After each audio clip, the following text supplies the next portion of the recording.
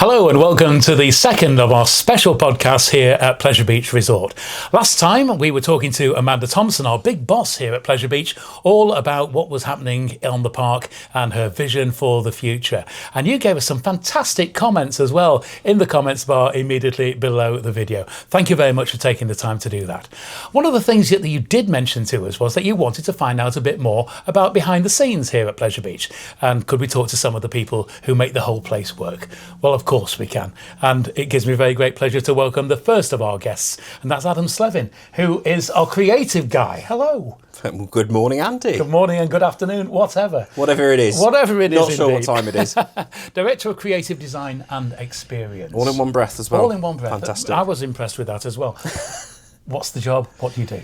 So I look after the creative vision of the park. So if we're working on new attractions, refurbishments or reimaginings of existing attractions, event shows, I work across all of those things. Painting on the park, models, props, they all come under my jurisdiction. So you're coming up with ideas all the time? Yes, we need to, daily basis. We have to. Don't all make it, but every day, ideas. And then, of course, as well as the ideas, we've got to make. So and that bit takes longer. That must be quite a pressure then. So you've got to turn up in the morning with a set number of ideas, have you? No, not necessarily. The good thing is about working here, 2 days are the same. So I could be coming in the morning, I could be looking at something as simple as what we're going to do with the frontage of our puzzle maze, or we could be talking about a new attraction, we could be talking about pantomime. So we have to flip between quite a few different things. I should imagine those ideas come to you spontaneously, possibly in the middle of the night as well, do they? Truthfully, sometimes it's just when you're walking around the park. You can't plan it. It's not one of the things you can't schedule in your creativity. It kind of, when it's there, you have to run with it. And if it's at night, you have to get your phone out and start writing it all down. Yes, yeah. It's about keeping a pad next to you and writing stuff down as it comes up. Otherwise, it'll just disappear. Yeah, and sometimes, I suppose 90% of what I put down disappears or we don't use. But that's normal. You have to, I don't know, it's like, to me, creativity is like a muscle. The more you use it, the better it gets. Yeah. I'm a compulsive doodler. So any envelopes that end up in my house, I end up scrawling all over them. You take inspiration from that and your ideas from that and you write them down. Do you come back to them later on and think, what on earth is that? Yes. Yes, that does happen. Sometimes I think, what was that? And then I think, oh, actually, that's quite nice. I'm not sure what it was for. Yeah. And then we'll continue to develop it and move it on to one of my designers, or I'll develop it a bit further. And eventually it becomes something that looks like something we might have on the park. Excellent. So it's all full of ideas right across the park, all different platforms. Yes. So how did you get started? Tell me all about yourself. So I actually started many years ago now, more than I care to remember, in operations at a theme park in the south of England. I did that for a number of years. Then I moved into entertainment. So I cut my cloth in entertainment for a few years. Then I started working in audiovisual stuff, and I had some really good people to support me and encourage me with that. Then my first creative outlet, I actually think, was writing some voiceover scripts for a themed toilets. Themed weird toilet. Themed toilets, where when you sort of sat, went into the toilet, there was some interactive audio that came back with it. And I did that as the person that was meant to do it was unavailable. Well, that's not as far-fetched as it seems, because I've been on some theme parks where there's music in the toilets. Yes. There's music in the lifts. Yes, everywhere. Everywhere you go. Yes. And it's all themed. Yes, absolutely. So that was one of those scenarios. So I was asked if I would write it in place of the person that was meant to write it, and I quite enjoyed it, and I was told actually they were very good, and then I got asked to do more and more of that. So I recorded a lot of voiceovers, not myself, directed them, worked with a lot of voiceover artists, and then at some point I started to get asked to do stuff visually. So a lot of theme park work and sort of indoor theme crazy golf experiences, all that kind of stuff. And what was great was I was able to take my operational experience, my technical experience through AV, and apply the creative to it. So I hope when I'm doing stuff, I'm also aware if it's technically possible, or how challenging it might be, or how we actually go about getting that to work in reality. Marvellous. So you've got plenty on the plate at the moment then, as we get into the new season. Absolutely. Ideas coming up. We'll talk about that in a short amount of time. So in the meantime, tell me about Valhalla. You've got a bit of a story here, haven't you? Because you came to the park. Yes. You went on Valhalla. Where's this going? Yeah. And you ended up a national face. Yeah. Oh, you've been doing your research. So year 2000, the year Valhalla opened, I think my memory is I was in Blackpool at the time, and I think we'd heard that Valhalla was going to open the next day for, I can't remember if it was previews or official opening. I think it was previews. So at the time I was at sixth form, and I thought, well, if I missed a day of sixth form and got to go on Valhalla, that would be really good. Not that I would encourage anyone to do that at all, but I did. So got to go on Valhalla. Was sort of mesmerised by it all because it was all completely new to me. And at the time, there was a newspaper sponsoring the ride. And when I got back to London, I think I was back in sixth form the next day, and I bought the paper on the way in or on the way out of school. And it said there was a feature in the middle, and I opened it, and there's a double-page spread, and in the centre was a picture of one boat from inside the ride, and I was sat in the middle, and Excellent. I thought, busted. That's it. Slevin see me at 4 o'clock. Yeah. Yes. So what happened after that? Nothing was said, thankfully. It made it onto some. We used to have postcards on Park that were sold, which had the picture on it as well. So it was almost like. So you lived on forever. Yeah, there was years of memories of thinking of that time that I didn't go into sixth form that I should have done. But then, weirdly, then I'm working on it a number of years later, which is just seems surreal. Yeah, surreal to me. You may get wet, you will get soaked. Absolutely, yes, definitely get soaked, and that's definitely still true for Valhalla. Absolutely. Let's talk about reimagining. Yes, we're hearing a lot about reimagining. Yes, everything's being reimagined now. Is this just the latest corporate buzzword, or is there something to it? No, there's definitely something to it, because I think as a park, heritage is important to us, but there obviously has to be a balance of that, because people do want new experiences and new things, and the audiences we have now, somewhat more sophisticated. They see a lot more. I mean, everyone, you've got a sort of computer in your pocket with a mobile phone. Everything is so much more accessible than it used to be, and I think sometimes we have to accept that the current audience we have might have a different take on what they expect to see in an attraction. So a reimagining is an opportunity for us to look at the concept of an existing attraction with fresh eyes and sort of say, well, actually, could we enhance this? Could we make this more relevant? Is there some technology we could use to bring this up to current day, while still absolutely respecting our heritage and the things that people love? So the perfect example of that is the one that we've just seen Launchpad, which has launched. Which was launched, relaunched and launched. Yes, again. Absolutely. I mean, that started off as PlayStation back in '97 with Boyzone. That's right. And the late Mrs. Thompson as well. Yes. Who was absolutely, I remember the catapulted video. into South Shore with a boy band. I mean, it doesn't happen every day, does it? No. And then that became Ice Blast. So how have you reimagined it this time into Launchpad? So we, when we review our attractions, we always considered, is it still part of the mix? Is it important to us? And we decided with Launchpad, or Ice Blast as it was, that absolutely it was. And it's one of our, what I would call our skyline attractions, whereby it is part of Blackpool's skyline, as is the big one. So it was quite important to us. It stayed.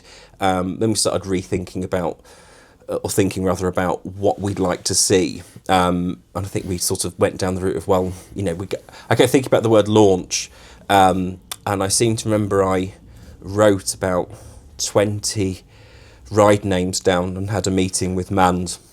And Mand very instinctively went, her eyes zoomed in straight to one, and that's where the name came from. And then we started picking colours for the ride, went through various schemes, but then eventually got to the point where we knew we got the colours right, because we sprayed up samples on pieces of metal, and before the ride before we opened the park in the morning, I would go down to the site and offer them up against the tower to see what they looked like in the sunlight, to make sure we made the right choices. That's the sort of attention to detail that people will find absolutely astounding. That is brilliant. Now that is real dedication to the brand, isn't it? Yes. Where you're taking them out actually into the daylight, And you're matching it against the background, and you're So I seeing think, where it yes, fits in. Absolutely. I think it's really important because I suppose you could be quite lazy and just look on a computer screen, but that's not a real representation of a real world physical colour. So that was really important to us, that we sort of knew we were picking absolutely the right colours. And then from that, we started thinking about the launch experience on Launchpad, where, how do we dramatise that? How do we bring some theatre to it? So we have a new soundtrack that's been put together by Glenn Robertson, the notable stranger, new voiceovers, and we have a really nice theatrical sequence at the beginning where we use smoke, to build the anticipation. Because that then goes with the westerly wind across the park towards Valhalla. Yes, so it actually helps make atmosphere everywhere. The atmosphere was absolutely terrific, and we saw this coming across the park just before our interview, didn't we? Yes. We got caught up in the smoke. Very effective pea soup sort of moment, yes. Absolutely terrific. So that's the reimagined Launchpad. Yes. A lot of other reimaginings going on around the park as well, aren't So at the minute we are looking to reimagine River Caves, which is a ride that's been with us for a long time. Very popular family attraction. It's very indiscriminate because there's no height restriction really. Anyone go on it. It's, from a very young age through to grandparents. It doesn't exclude anyone. So its target audience is vast. So at the minute we're letting our minds sort of wander freely as to what that might look like inside and out. And how freely are you letting it wander? What sort of things? Can you give us an idea? We're sort of going down the route of being in a dream, floating through a dream. I like that. Down a dreamboat, down the river of dreams, and seeing where our imagination takes us. So it might not necessarily be a specific location. It might be a sort of some vision of fantasy that you end up in some scenes, but it will still be lavish, it will still be detailed, and it will still be for everyone. So where do you get the ideas from for that then? Are those obscure dreams that you have in the night and you're writing down? It can be, actually. Sometimes it's just a case of, as I doodle, something will come to me, or I see something, you could see a blossom tree, and then suddenly your mind starts connecting that up to other things, and suddenly you've envisaged a whole world. But I go through a number of sketches, research, seeing other attractions, architectures, and other inspiration, going to see shows, going into theatres, and sometimes it's just a little seed of an idea just triggers off a whole sequence in your mind, and you just work with it. And so it's weird is when people ask, it's not something you consciously know to do or control. It kind of just comes to you, and you just have to make sure you channel it out at that time. Before you forget. Let's talk about theming then, because I'm going to touch on Alton Towers, because you were there. So I did a lot of work at the time for the Two Swords group, of which Alton Towers was one of them. Worked on a lot of projects, a lot of new projects, a lot of coasters, predominantly focused on sound on those, and some dispatch sequences and lighting, and the tying together of those elements. I was absolutely enthralled. I say, go into a lift in the Splash Landings Hotel. Yes. You know what I'm going to say? Yes. So the lights change, the lights go off, the lights come back on again. You've got the music, it's vibrant.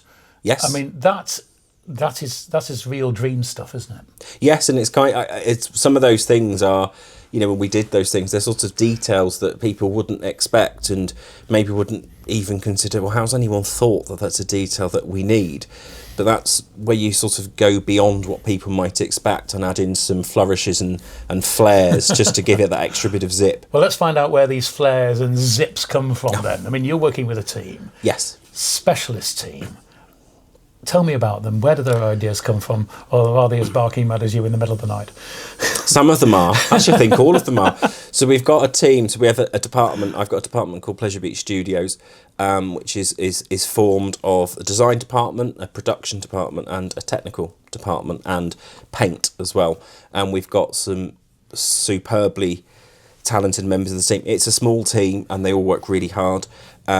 But we also, for example, have within the design team, we have our own sign writer who does all our hand-painted signs by hand, obviously. And they look amazing. They're incredible. And they're hallmark in Blackpool Pleasure Beach. Absolutely. Quality. And when we, I have to sometimes take people in to have a look, if we're doing some, we've got a newspaper or photographer in, and when I go in, I'm always kind of taken back by Andy's skill to, without having any implements, be able to freehand that level of detail sort of makes my eyes water. Well, it just, the skill of being able to cut in a line without using it's amazing, anything, isn't it? but it is a skill because not everyone can do it. I certainly can't. You need a steady hand. Absolutely. A real steady hand. Absolutely. Sort of bionic almost. Yeah. What do you think about the future of theme parks at the moment from a creative point of view? What needs to be done? How is the industry evolving? I think it is an exciting time. There's a lot of work with obviously Universal coming to the UK in 5 years' time. That's really exciting news and really good news for us. We welcome it with open arms, as it will be fantastic for the UK. It will bring more people to the UK from Europe and globally, and we hope, and they will travel the UK visiting other attractions and cities of which we're part of the mix. So that's going to open up a lot of new experiences in the UK. But also for parks, I think there's going to be a focus on delivering attractions for families, looking, things like family roller coasters that are accessible for more people. No doubt tech is going to play a huge part in theme park experiences, not just from the attraction itself, but how you experience your day out at the attraction, how you manage your queues, how you order your food. That's already developed massively, but that's only going to go further.